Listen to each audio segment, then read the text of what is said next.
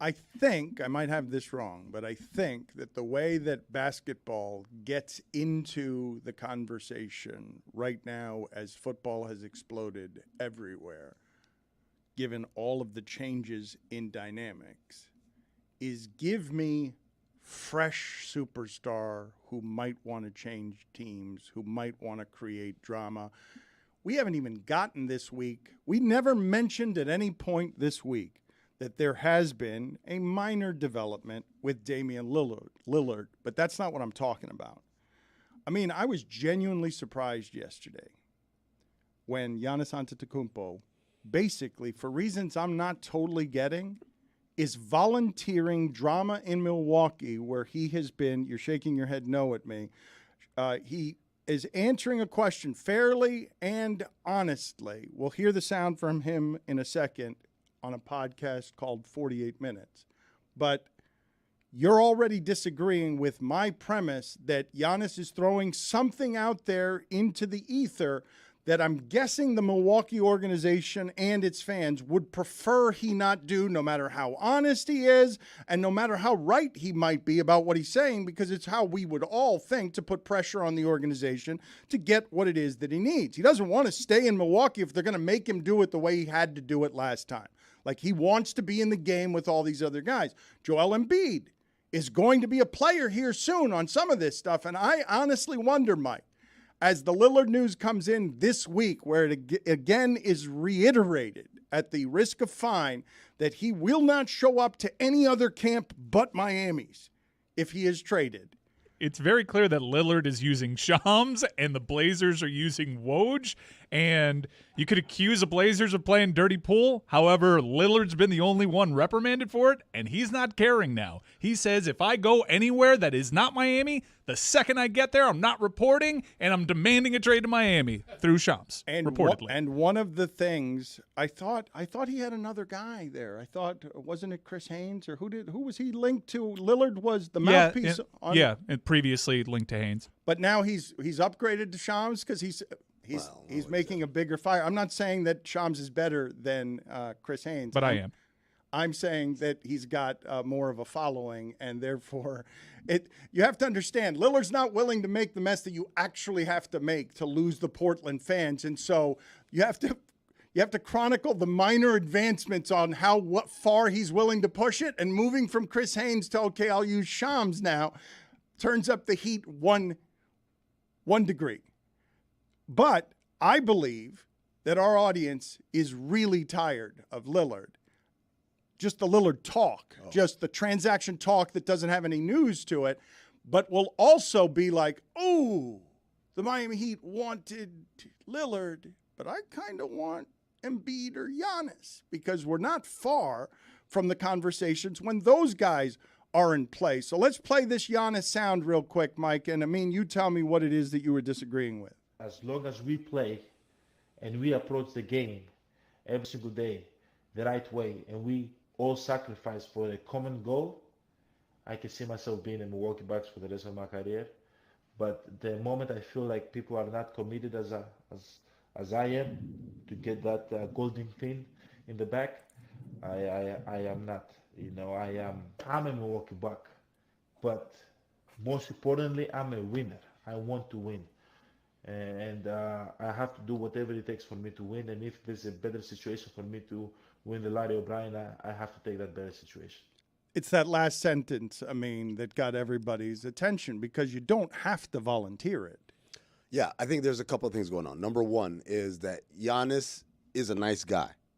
And people tend to take niceness as a sign of like, oh, he's fine. He's not going. He loves it here. He loves Culver's frozen custard. Why would he ever? He loves it. He's different. He's from somewhere. He's not like this American guy. They say a lot of these things.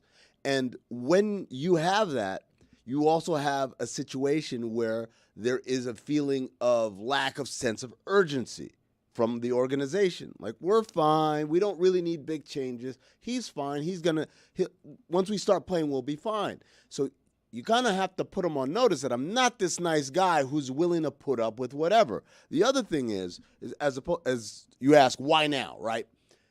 A lot of times people end up breaking up in relationships, and they say, I never saw it coming. I thought we were happy. He's doing the thing right now. It's like, don't think that this status quo right here is cool. It's not cool. It's not cool that what we did in our offseason was bring back everybody a year older, and you gave me Malik Beasley and Javon Carter, right? Yeah, and all the brothers are there now. And that's big for his marketing. I learned in Europe that Antetokounmpo is a growing brand over there. But this is a new ownership group. I do think that's part of what's going on here. And while I'm not going to poo-poo them bringing everybody back, because they were kind of in cap hell, and it was pretty impressive that they were able to get people seemingly at a discount because they could have gone elsewhere and gotten more money. Chris Middleton could have gotten more money. They do have a first-time head coach in Adrian Griffin. And I think that this is making sure that he's putting up walls and keeping the new ownership in check. He's eligible to sign an extension here in a couple of weeks. That is a massive money extension. And if you remember a couple of weeks ago, he said, I don't know.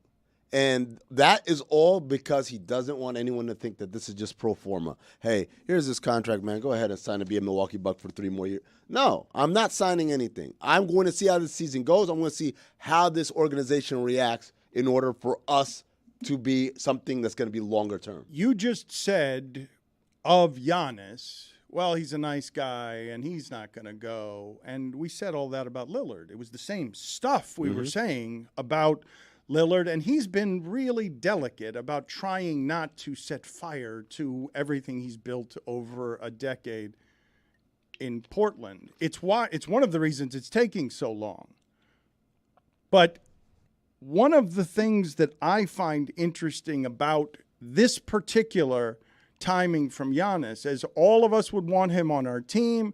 All of us know how great he is. While being a nice guy and throwing this in the water, how many Bucks fans are saying, hey, the Heat went last year because of you? Like, yeah, I know you want more help and stuff, but the reason that you lost is one of the greatest upsets in the sports history to the Miami Heat and allowed them to go to the finals isn't because you didn't have enough help. That team you won a championship with. It's not because you didn't have enough help. It was specifically because of you. Because of you at the end of games, because of you at the now just so you understand, I know how great a player this is, but if they lost, that fault doesn't fall with someone else more than it falls with Giannis. And he was hurt also. He got hurt and missed games, but how does he escape that exactly? Because he's a nice guy and we know he is great, because winning one championship by a toenail, I know how hard it is to win championships, but if he hadn't benefited from Kevin Durant's foot being a little big and being on the three-point line, we would be talking right now about, do you actually want Giannis? I know you and I would want him, but people would be arguing he's a choker. You can't win with that style. He doesn't make threes. The game has changed. You know what would happen to Giannis right now if he did not have a championship. Right. It's the same thing that happens to every great player. Dirk Nowitzki went through. It's like, he's soft. He wins a championship, and then no one ever mentions he's soft again. It's that weird kind of math that we do, but the reality is, why'd they lose last year? The guy that took the bullets for that is the guy that lost his job. It's Mike Budenholzer, because when the question comes, Jimmy Butler's killing you, why don't you put Giannis on him? The answer is, duh. This is a tone change from Giannis. Last time we heard from him, he was talking about how last season was a step to success. And now it's not good enough. The other interesting part in the dynamic with Giannis that doesn't exist with a lot of these other smaller market superstars is he's already won a championship. So he doesn't really have that much to prove. This is more about his aspirations in a different way, right? No, he has stuff to prove in his legacy to take it to the level that everybody anticipates. But this isn't Damian Lillard, who's been in Portland for so long, waiting to win, looking to add this part to his legacy. Giannis has already won for Milwaukee, quote unquote. Right. Yes, maybe for that home fan base. But as I said when he came out with these comments a couple of weeks ago, Drew Holiday can never win another championship. And you know what people are going to call him? Champ. That guy won. Brooke Lopez, Chris Middleton. These guys get to walk around with their heads held high. John Horst, the GM. Anywhere he goes, these guys are golden wherever they go. Hey, you won a title, yeah. If Giannis doesn't win another title, you know what they say? You only won one? You're not in that area. It's what Aaron Rodgers gets now. Yep. You're not the greatest of the great. You can't be. You only won one. What do you guys imagine cap hell would look like? You mentioned that earlier, and I was just trying to visualize it. For some reason, I have it being as the ceiling is low. There's a low ceiling. You're always kind of bent over. Yeah. Are you? You think in cap hell, everyone is like in Being John Malkovich. Yeah, Everyone, it's the size of the everything. roof is a little closer. Yeah, that. But also, if you're cap hell in basketball, it's particularly hard because you're a 7-footer. So There's it's a bunch of burning money just hanging from the ceiling. So you're like, it's a low ceiling, and you're making your way through burning money. See, it's cap hell. It's all those things, but also it's crowded, and it's crowded just with like players who have had some of the worst contracts ever, like Kent Bazemore and Timothy Mozgov. Jacoby Ellsbury is welcoming you, and every year, once a year, they celebrate Bobby Bonilla Day. He's the king. of cap hell. Okay, because for some reason I just made it basketball cap hell. I had a different hells. You're doing it for all I of like Ellsbury Oh, being It's a there. theme park. So there are no baseball players there, correct? In cap hell? Yeah, no, Ellsbury's there. No, there's no cap hell. There's no cap. There's no cap. They're still there, though. They're that bad. Yeah. The contracts were that bad. Yeah, come on, don't take away the Bobby Bonilla Day. Okay. Amin would be there because of the cap he wore yesterday. Oh, You know what? That is unfair. hold on. I got a lot of compliments from people all across the interwebs, including 47. Yeah. I Shout like out to that. 47. Listen. I like that. I want to say something. I was outside yesterday. We were working on a couple things, and I saw Amin in that hat. And I can say this because I'm Cuban. It felt a little Fidel Castro-y. So It did. With the fatigue, it felt a little did. revolutionary. It I did. didn't want Plain. to Felt like a say anything. I didn't like revolutionary. it. It's Gotta true. slap I a didn't logo like on it. that bad boy. I gotta say, The color Had a cigar, too. The color the hurts color too. hurt. Yeah. I was in the other studio doing Oddball, and just a lot of Cubans started piling into that control room, and they looked a little pissed, and I was like, "What's going on?" And they just kept doing this right here, Yeah, like you it's the 50s. You did look a bit like a revolutionary. Tony, speaking of that aforementioned video department, because I've been wanting to do this all week, but we have all sorts of issues with video. Can I today, preferably before the end of this segment, get Tony's top 5 somewhere in the Elsor where you are being beefcake? Because we've had you here lingering from Europe all week, and I have not been able to get your top 5 observations from football, and I need them. Do we have? Because one of the many people that we employ around here comes up to me yesterday and just casually while eating a muffin, live not working today, and kept moving. So you can't do the thing you want to do. It was a good muffin, though. Yeah, Chris. Tony, can you indeed execute before the end of this segment top 5 Tony's observations from football? Look, Dan, you know I can always do it. Even if I go up there and scream it, I'll be able to do it. My point is I got to help. I got to see my team over there. Got to take a look at a couple people. I'm going to go see over there, see if they can make it happen. You see what's what, see who's who, see if we can be out there, maybe shirtless, maybe one more button down. I only have 2 left here on this linen shirt, by the way. I'd like beefcake Mondays. I'd like to zig while others are zagging and just openly objectify you. A video person just walked over to a window and just gave me this signal. No. Okay. Why do we employ all of these video Why people? do we have meetings before the show where we say, hey, during the 50-minute live, we're going to send Tony to the gym? No, we're not. Have I not said all week since he returned from Europe that I want to do it? Was there some confusion about it? Was there some confusion about me wanting to do it all week long? I don't think there was any. Regardless, moving on to the Miami Dolphins. I do not know Tua's middle name. Jeremy thinks I'm going to be shocked by Tua's middle name. None of you will guess Tua's middle What's name. it start with? Let's play. Starts with a D. Oh, Daryl. Daquan. Keep going. Dave? Nope. It's not Tua Dave Tungavailoa. Dexter. Donnie. Donnie. Donnie football. Wait, it's Donnie and not Donald? It's Donnie. Donny. Wow, his initials are TD? Wow. And Tony just said why Tua? to spell Donnie. We should try and see if we can get that off the ground. The nickname Donnie Football, and then people have to wander around and be like, why are they calling him that? Well, his middle name is Don, but it's not just Don, it's Donnie. And then they say why, and you're like, yeah, with a Y. I'm so glad I brought this in. I couldn't believe it. Why is his middle name Donnie? I do not know. But I did enjoy his press conference yesterday when Hal Habib of the Palm Beach Post, still out here doing it, asked him the question about people still saying that you can't throw the deep ball. What do you say to people who say you can't throw the deep ball? And his response was, I don't care, 466. I've never heard Brady do that or anybody do. I've never heard anybody who throws for 466 say, I don't care, 466.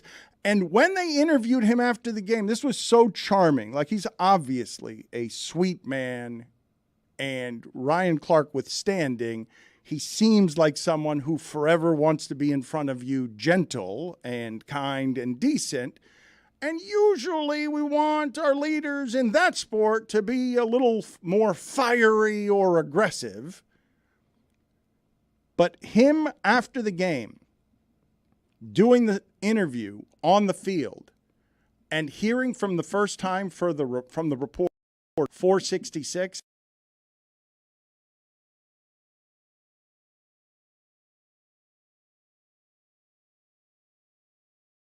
the answer was he was confused. He didn't realize that in that game he had thrown for 466 yards. Oh, I'm calling cap on that. Come on now. Big cap. Come well, on but now. hold on. Vidal cap. That's not how we do it around here. Yo, chicken thigh. No.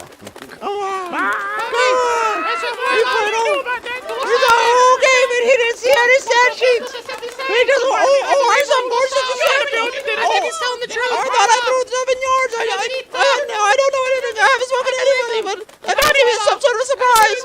Oh, really? What? I do that much? What? My name's Donnie. Say what? You ran out of material as the chicken. It felt like there were a lot of what's there at the end. You didn't. I said, my name's Donnie. What was the last thing I said? Say what? Look, New Kids on the Block was big in Hawaii. He went to was born. You think he's being falsely modest? Yes. He is.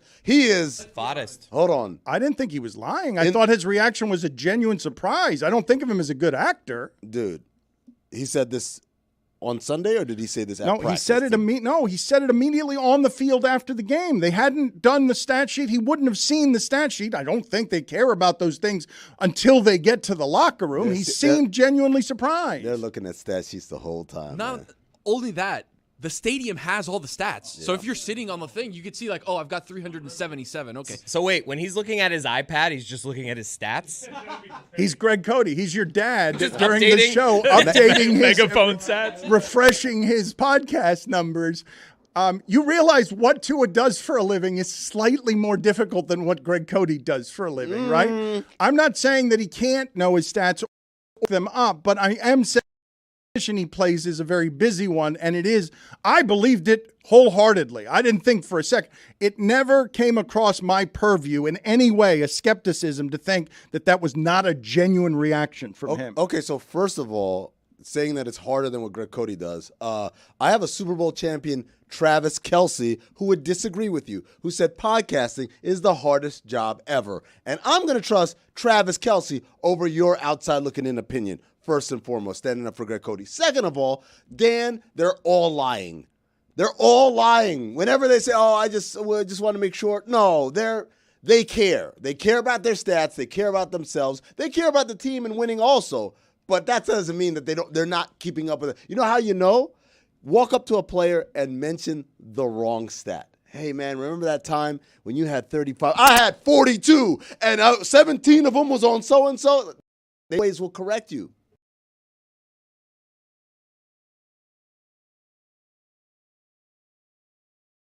Whatever.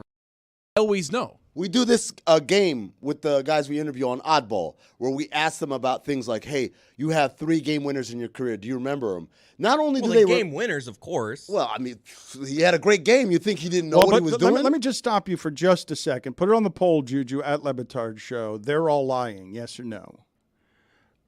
You guys, both of you, are understandably a basketball perspective. And if this were basketball, I'd be more inclined to believe you because I've seen the guys in the locker room looking at their stat sheets in basketball. What football players do is a lot more dangerous.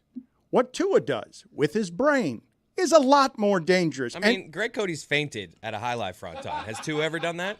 Well, kind of. Yeah. Oh, shit. A couple times. Not at a high life fronton, but I believe Tua. Tua's too adorable. He's too honest. He's too wholesome. He ain't finna lie about that. 466 is shocking. He found out. Believe the man. You can't not root for Tua. he is going. I'm rooting for him. He is going though the Tebow route. Like the way there are not a lot of people anymore in sports doing it this way. Do you understand?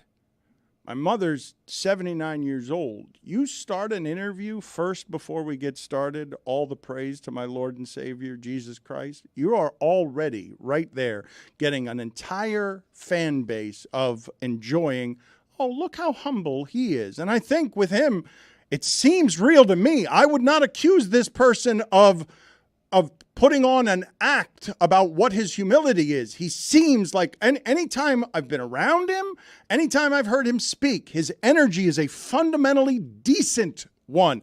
I would actually, as someone who's perpetually skeptical of why would any woman ever marry a professional athlete, because of the amount of temptations in life that would make you think that you have the one who's not going to succumb to the temptations. I would be genuinely surprised if at any point into his career he does one of these awful things that ends up in the headlines, because he just seems super careful about his decency. Why are you guys all looking at me like that? Weird prediction to make. I agree with you, brother. It would blow my mind to see him do some of the stuff that the other guys get in trouble for. You feel me? Allegedly. He seems so wholesome. I don't expect that from him. You guys sound ridiculous right now. Tua is one of those guys, though. Like, there are people in your life where you have a conversation with them and you leave it feeling bad because they're just so nice to you all the time. Tua is one of those guys who in the way that you're talking about the presentation, similar to Tebow, it reminds me of that, and that's why there are so many people rooting for this sort of wholesome character that he's sort of being propped up to be. His dad was there from the beginning at Alabama, and all of it. That's kind of how I feel with talking to Jeremy. Like, I come back, I'm like, oh man, he's so impossibly nice. Thanks, man. Zagak. What has this segment become? Dude, like I've seen a couple of Dolphin fans circulate this regional cable sports debate. Who's better, Mac or Tua? And Mac Jones had like 79% of the vote. Who would you rather have at quarterback? Not necessarily who's better. And I'm like, wow, that's a really Homer segment. And then our show's like, what a good guy. What a great husband. Tua, not only can he throw for 466 yards, but what a good man. Yeah, but you say What's that. wrong with that? Why? Because it's just like so Homerific. And I say that as someone that's head to toe in Miami We Hurricane have so many stuff. terrible human beings in the world. We should put the good ones on the pedestal. Why But you not talk about also them? have Amin here on the front end saying, liar! He's a liar! I'm going to tell you guys right now, you all sound ridiculous. And I will point out how ridiculous you sound with 7 words. It's an oddball bit. Hello, X-World. It's me, yours truly. You didn't say Twitter. It's costing me It $50. doesn't mean that I can't be fooled, but surely Tua will not kill a waiter and his wife, allegedly. Okay. Allegedly. All right, This segment is officially off the I want to rails. go to the opposite of this game. He did it, man. Who's Come the on. person you do expect it from? all journalistic credibility and get reckless. Here is something we like to call reckless speculation. You're good. Kevin Porter Jr. Whoa. Well, my reckless speculation is Tua will not be convicted of a double homicide. That was what Well, I... neither was OJ, Look, actually. now, Technically. you know what confuses me? Here's a guy that drives a car 140 miles an hour, kills a woman and her dog, and he gets a slap on the wrist. And another guy just goes and reclaims his own property, which has been proven. It was my property. I mean, his. I'm just saying. How many times do you guys have to fall for this? Like, I love Tua. He's fun to watch. I think he's genuinely, comes across as a nice guy, but you guys don't know him. That's true. Why are you guys, no, he wouldn't do that. You don't know him. It's just a ridiculous thing to just throw out there. We just know he's notoriously private. We don't know anything. I understand everything you guys are saying, and I also understand that I was the one arguing when Tiger Woods had his fall from grace, and everyone was shocked by it because they thought that the guy from the Buick commercials was the guy. You fools. I was arguing, you fools. I'm simply telling you that Tua gives off and tries to give off decency at every turn. Maybe Tebow is capable of some sort of thing, but these are two people who are attempting, as far as I can tell, to live by certain religious principles, and it does not mean that you cannot do bad things in the name of religion, but they seem to be living by religious principles that I'm not inclined to jump immediately to. You're a fraud, you're a hypocrite, you're going to be somebody who sins in a way that makes the American public feel betrayed. I just think he knows his stats. That's all. I'm not saying he's cheating on his wife or he's about to murder anyone. You said he was lying, though, and lying and acting. You assumed a cynicism. You've been beaten down by life so much that you assumed. This is going to the extremes, this segment. We can all agree River Kercraft will cheat on his wife. Wait a minute. Damn, man, don't do that. This is a mess. I wish I could have this whole segment back. Hold on. You can't. Stop it. I mean, you're making ridiculous predictions, so am I. Sorry, River. Here is something we like to call reckless speculation. You're good. No, you're not. I can't say it. Yes, you're good. River Kercraft might cheat. Stop. Stop, man. You don't even know if he's married or not, do you? Stop. You don't know anything. I just want to play the opposite of the game you're playing. It's much more fun. So how do you play by TD to actually do his initials on his face? Because the NFL and NCAA, remember, they instituted the Tebow rules that you can't have John 3:16 as eye black. And this was really post 9/11 America, where they're like, well, if someone has John 3:16, that's okay, but we can't have anything else on the eye black. So, but Tua just does the crosses on there, and you can just say, no, it's my initials. Heady play by TD. The point I was trying to make before we derailed on this Donnie football talk is just... I love Donnie football. That he seems to be going the lane of, can I be Tim Tebow without trying to do it? You're accusing him of doing it with image consultant, with answering questions on the field a certain way, with knowing his stats but lying to the people to appear falsely humble. And the question I was asking all of you, if you don't want to play the game, who seems least likely to kill their waiter and the wife? If you don't want to play that game, who else is taking this fundamentally decent lane of, let me see if I can win over the people who really want an athlete to not be in need of power and money and ego and everything else, but who is grateful and humble for the opportunity that he has, even though he risks brain injury in order to have that opportunity. Who else is going for this fundamentally decent lane of branding? Kirk Cousins. He's a guy that shops at Costco and wears, flannel clothes or whatever, religious guy. Like, he's a guy that's like, oh, I'm just going to be this starchy guy. You like that? I love the idea of Tua. It's like, I'm going to be Team Tebow, but instead of Tebow, I'm going to be good. That's the big difference. Good at football. Yeah. Also, he's doing to Cousins. He's saying, and good in prime time, too. I'm going to be good. Well, I mean, come on. In the Jury's still out. In the big games. Is it still out? Yeah, it's still out. Find out on Sunday. Put it on the poll at Le Batard Show. Is the jury still out on Kirk Cousins? Donnie Football does own the Patriots on Sunday Night Football. No reason to think that we're going to deviate from that plan, Donnie. How are we going to find out Sunday? What are we going to find out Sunday? Well, because jury's still out. If we're trying to find out if Tua is good on primetime, because remember, there was one primetime game where he famously seizured. So, the sample, he had another primetime game against the Steelers where he was unimpressive. He had another primetime game, which I could kind of be called primetime because it was a standalone game against the Packers where he was awful. Actually, I'm going to go ahead and say it. Donnie's got to show me something on prime time. All right, put it on the poll, Juju, at Le Batard Show. Does Donnie Football need to show? Does Don need to show you something? Which it's not Don. Well, it is Don for short. If you're in a hurry, it is Don. Donnie Football is what it is. I'm allowed. It's never Don. I'm not allowed to call him Don. You're not allowed to call Jimmy Butler Jim The Butler. Don, maybe. I think if his middle name was Donald, you could call him Don or Donnie, but if it's spelt Donnie to start, no Don. Yeah. His mama call him Donnie. I'm gonna call him Donnie. Yeah, Thank exactly. you. Yeah. Right. All right, put it on the poll. Does Donnie Football have something he needs to show you in prime time? because the Patriots are a small underdog at home. Small underdogs at home on prime time tend to win. They cover at almost a 70% clip. Especially inside the division.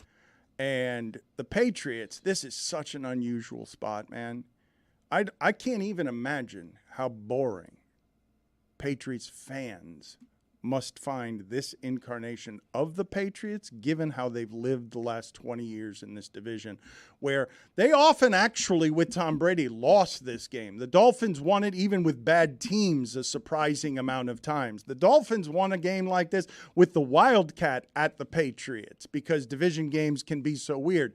But it is clear, I think, to everyone listening to this, that the Patriots are the worst team in the division. Maybe you think the Jets now that Aaron Rodgers is gone, but they certainly have less expectations than any team in the division. And what's going up to play them right now is the most expectations I've seen the Dolphins have, I think, in the 20 years that the Patriots were running this division. I think I have it right. I think Stephen Ross has never won a playoff game as the owner of the Dolphins. And I think Tua going in as an MVP betting favorite according to DraftKings, tied with Patrick Mahomes, that what Mike Ryan is saying, it might not be Donnie Football needs to show me something in prime time, but as expectations climb on a football team with winning, this one already starts the season with expectations that are hugely without much precedent in this century, in this division, and doing so, Mike, with the perfect result in the last Monday night game for the Dolphins, where the Bills lose and the Jets' season ends. Yeah, I've been thinking about Tua's showcase games beyond last year, where it was kind of, okay, he's good. If he's healthy, he's good. I'm not saying this. This is closer to the Steph Curry thing that I said, I just want to see it in the finals. I'm not doubting that he's capable. I just haven't seen it. But if you think of the showcase games where there's been expectations for Tua, even when there hasn't. Remember, there was one primetime game against the Raiders where he got pulled and Ryan Fitzpatrick had a miraculous comeback.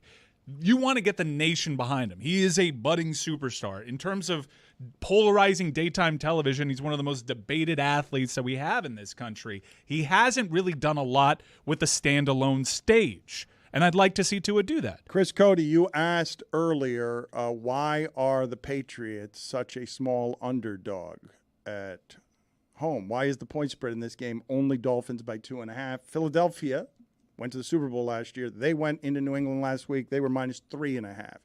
And my answer, and you saw how Jalen Hurts looked. My worst Philadelphia game you've seen offensively, I think, since like 2014 or something crazy like that. My answer to your question on why is this line so small is I saw what Justin Herbert has done going into that place the last few years when Belichick gets his hands on him. Belichick does things like that. Wasn't even going into Gillette. That was at SoFi where they were at home. And he destroyed Justin Herbert. I think it's been a couple of times that that Belichick has done one of these things where you're like, how does Herbert score 0 points or 3 points or something? What I'm fascinated by in this game, at this point, to be Bill Belichick, you must really love football, right? Because I can't imagine what it is to coach this team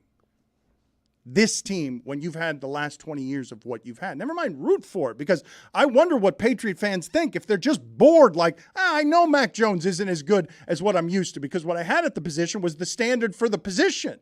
And the way that Belichick schemes against these guys, Justin Herbert, like you mentioned, a passer rating of 52.8 with 432 yards, 2 touchdowns, and 4 picks in 2 career games against the Patriots.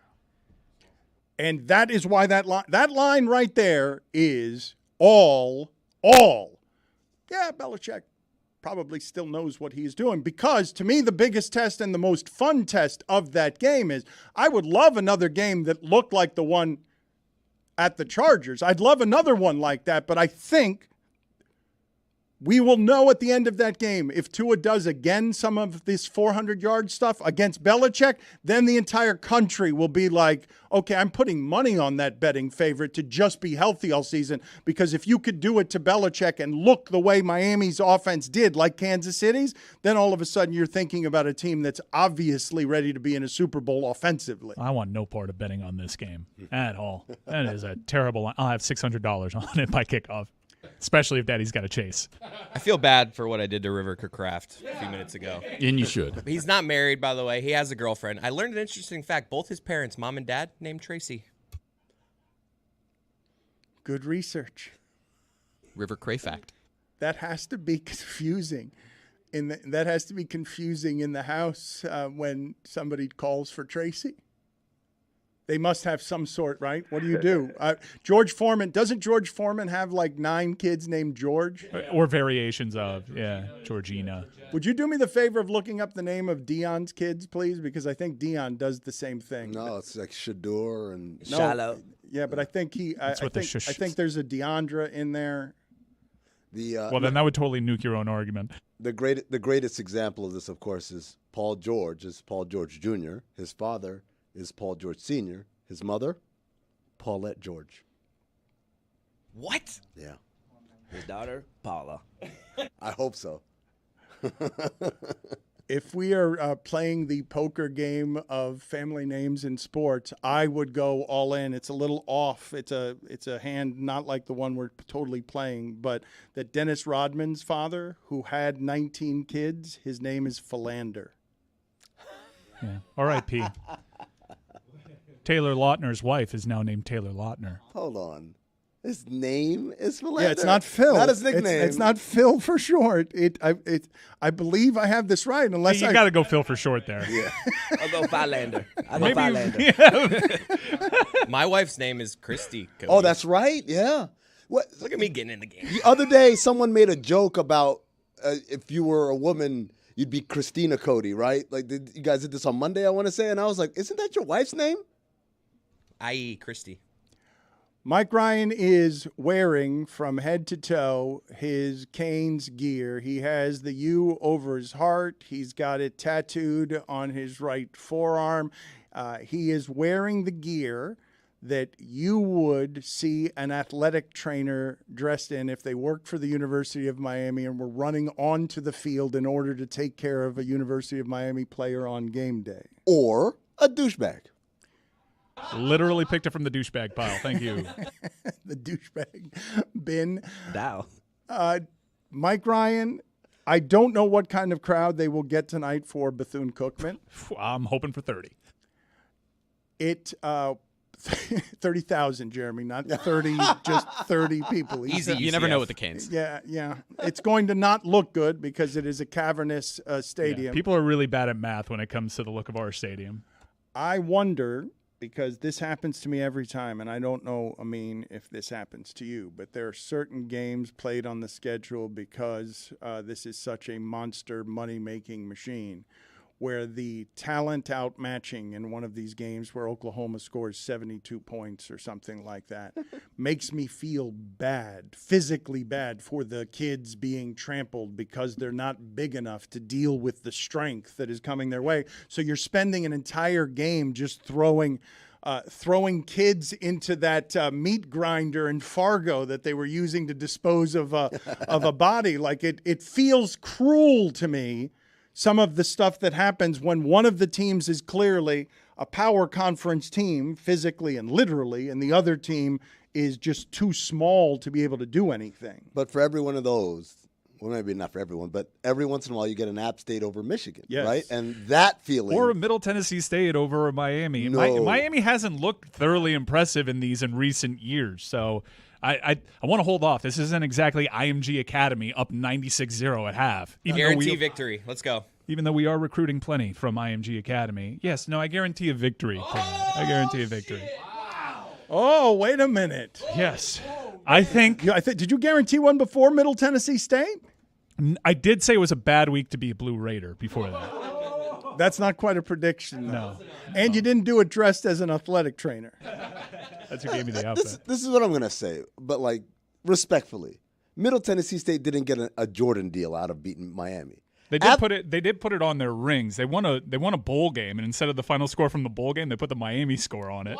App State got a Jordan deal out of it. Remember, it was like they had the clock tower commercial, and it was for March Madness. But then part of the commercial was App State, and it's the Mountaineers, and they're hitting the thing over there. And I was like, yo, that was insane. And so for every time there's a meat grinder, you have that one magical moment, Dan, where it's like, people are going to know about us forever. But no, not every time it's a meat grinder. It's 1,000 times it's a meat grinder, and every once in a while an App State makes an appearance. And I'm just telling you, I know other people don't experience this way. What is the spread in the game tonight? 48.5. I actually like Bethune in that because the head coach used to be on Willie Taggart's staff with Mario. You typically don't run it up on someone that you coached with. So here's the other part of it. For the ones that do run into the meat grinder, there has to be some coach of those small schools who's like, you know what, good. Because I'm sick and tired. Some of you guys walk in here thinking you'll be in the NFL. You guys are an NFL quality. You won't listen? All right, wait. We're not even gonna play like Alabama or Texas. We're playing Miami. Watch what happens. I wish that all our employees at Meadowlark could play against one of these teams so that we can toughen us all up. A nice little confidence I'm booster. I'm the punter. I watch this matchup and I think back to, hey, remember that Ed Reed thing? That was wild. Oh, man. That feels like a million years ago. Yeah, you know, Ed Reed, they were like, hey, Coach Prime's working out. Let's just hire Ed Reed. And before he was actually hired, before the ink was dry, because it wasn't, he actually hadn't put pen to paper. It was announced that he was going to be head coach. He hops on a golf cart around campus, totally takes out the entire administration and the facilities in very unprofessional, in a very unprofessional manager. And before he's actually officially named head coach, they decide, yeah, we've changed our minds. He tried to be Prime. But he was also, as a Hall of Famer who comes from the best of excellence, appalled by the conditions that he was working under. That also bummed me out because he's like, I shouldn't have to work at a historically black college with facilities that are really, really dreadful. Like, he shouldn't have done that.